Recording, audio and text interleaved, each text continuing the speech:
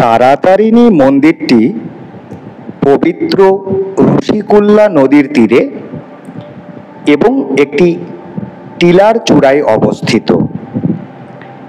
দেবী তারাতারিণী এই মন্দিরের প্রধান দেবতা এবং সোনা ও রৌপ্য অলঙ্করণে আবৃত।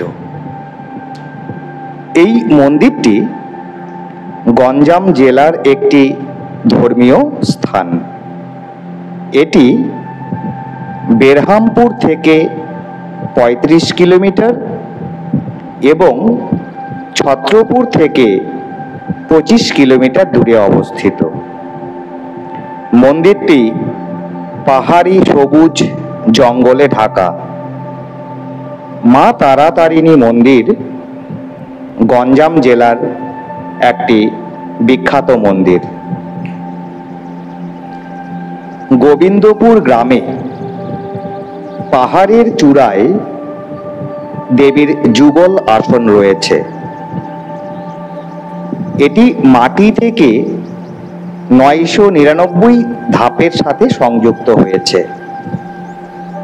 এর পাশাপাশি মাজারের কাছে যাওয়ার একটি স্মরণীয় রাস্তা রয়েছে। চৈত্র পার্ব, মেলা ও যাত্রা এই মন্দিরের প্রধান উৎসব। প্রতি চৈত্র মাসের তৃতীয় মঙ্গলবার এখানে একটি মহান উৎসব অনুষ্ঠিত হয়। এই সময় মা তারাতারিণীর পূজা করবার জন্য প্রচুর সংখ্যক ভক্ত এখানে জড়ো হন। মা তারাতারিণী মন্দির উড়িষ্যার একটি বিখ্যাত শক্তি ও তন্ত্রপীঠ। অনাদিকাল থেকে তারানা, কুমারী পাহাড় এবং রত্নাগিরির পবিত্র পর্বতে মা তারাতারিণীর পুজো হয়ে আসছে। মা তারাতারিণী মন্দির একটি বিখ্যাত মন্দির, তাই রাজ্য এবং রাজ্যের বাইরে থেকে প্রচুর সংখ্যক ভক্ত এবং পর্যটকরা এটি দেখতে আসেন। পর্যটকদের সুবিধার জন্য এখানে একটি রোপওয়ে তৈরি করা হয়েছে, যা সহজেই মন্দিরে পৌঁছাতে পারে এবং জনপ্রতি প্রায় ৬০ টাকা খরচ করতে হয়। পুরী থেকে তারাতারিণী মন্দিরের দূরত্ব প্রায় ১৬২ কিলোমিটার। স্থানটি শুধু জেলাতেই নয়, রাজ্যে একটি মহান শক্তিপীঠ হিসেবেও বিখ্যাত। তারাতারিণী মন্দির হল বেরহামপুর, গঞ্জাম, উড়িষ্যার অন্যতম সেরা পর্যটন স্থান।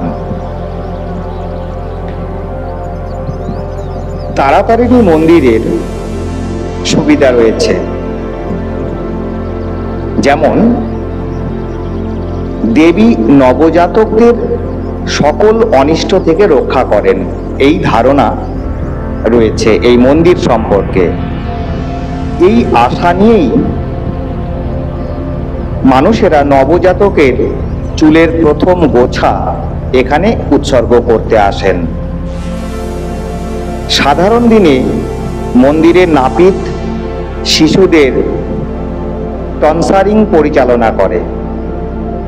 চুল অফার জন্য টিকিটের টাকা প্রদান করবার ব্যবস্থা আছে। মন্দিরের ট্রাস্ট বোর্ড অফিসে মাথা পিছু ১০ টাকা।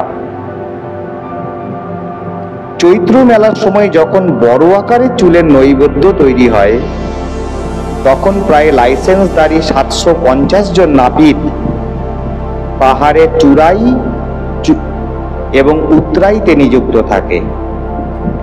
টিকিট পাওয়ার সময় ভক্তরা নবজাতকের চুল পাহাড়ের চূড়ায় বা উতরাই নাপিত ছেড়ে দিতে পারেন।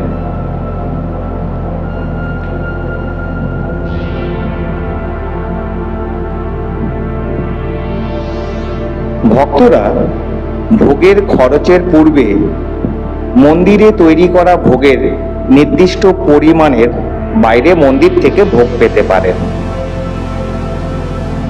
ভোগের তারিখ থেকে কমপক্ষে 2-3 দিন আগে যোগাযোগ করলে এই সুবিধা পাওয়া যায়। এই তারাতারিণী মন্দির দর্শনের সময়, তারাতারিণী মন্দির খোলার সময় হলো সোমবার থেকে রবিবার সকাল 6:30 থেকে 12:30 এবং বিকেল 5:30 থেকে রাত্রি 8:30। এই মন্দির দেখবার সর্বোত্তম সময় হলো, এমনিতে সারা বছরই পর্যটকরা আসেন এবং মন্দির উপভোগ করেন, কিন্তু বছরের সেরা সময় হলো চৈত্র পূর্ণিমা। এই তারাতারিণী মন্দিরের নিকটতম বাস স্টপ হলো বেরহামপুর। মা তারাতারিণী মন্দির থেকে প্রায় 35 কিলোমিটার দূরে অবস্থিত।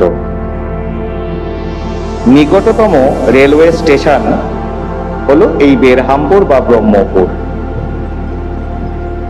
নিকটবর্তী বিমানবন্দর হচ্ছে বিজু পট্টনায়ক আন্তর্জাতিক বিমানবন্দর বা ভুবনেশ্বর, যা তারাতারিণী মন্দির থেকে প্রায় 160 কিলোমিটার দূরে অবস্থিত।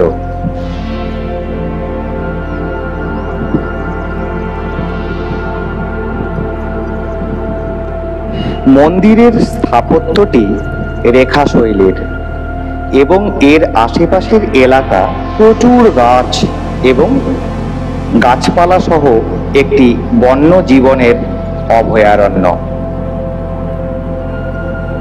এই মন্দিরের বাইরের দেওয়ালগুলি কমলা এবং সাদা পাথর থেকে তৈরি করা হয়েছে। গাছগুলো দর্শকদের ছায়া দেয়। এই তারাতারিণী মন্দির দেখবার জন্য প্রত্যেক মঙ্গলবার এলে ছোটখাটো একটি করে মেলা আপনারা দেখতে পাবেন।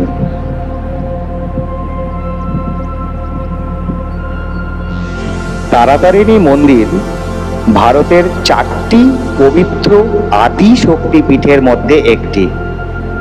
এটি কিন্তু মাথার মধ্যে রাখতে হবে যে 4টি পবিত্র আদি শক্তিপীঠের মধ্যে একটি হলো এই মা তারাতারিণী মন্দির। পুরাণ অনুসারে বাসু প্রহরাজা নামে একজন ব্রাহ্মণ তার 2 ওয়ার্ড তারা ও তারিঞ্জার রহস্যজনকভাবে নিখোঁজ হওয়ার কারণে শোকের মধ্যে পড়েছিলেন। সেই রাতে স্বপ্নে তারা নিজেদেরকে আদি শক্তি তারা ও তারিণীর অবতার হিসেবে প্রকাশ করেছিল। ভক্তি ও আরাধনায় মন্দিরটি সংস্কার করার জন্য তার কাছে তাদের অনুরোধ জানাচ্ছি। এই দৃষ্টিভঙ্গি দ্বারা অনুপ্রাণিত বোধ করে তিনি এটি পূরণের জন্য আন্তরিকভাবে নিজেকে উৎসর্গ করেছিলেন।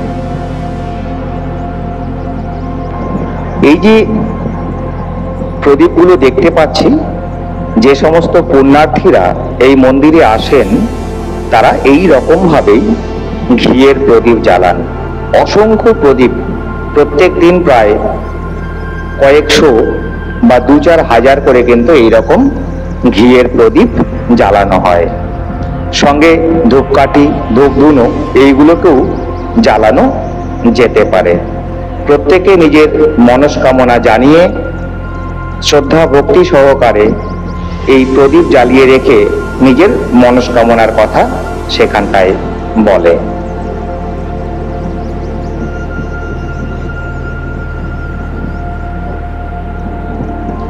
আর মন্দিরের পাশের যে ভিউজ, সেটি এক কথায় অনবদ্য অসাধারণ।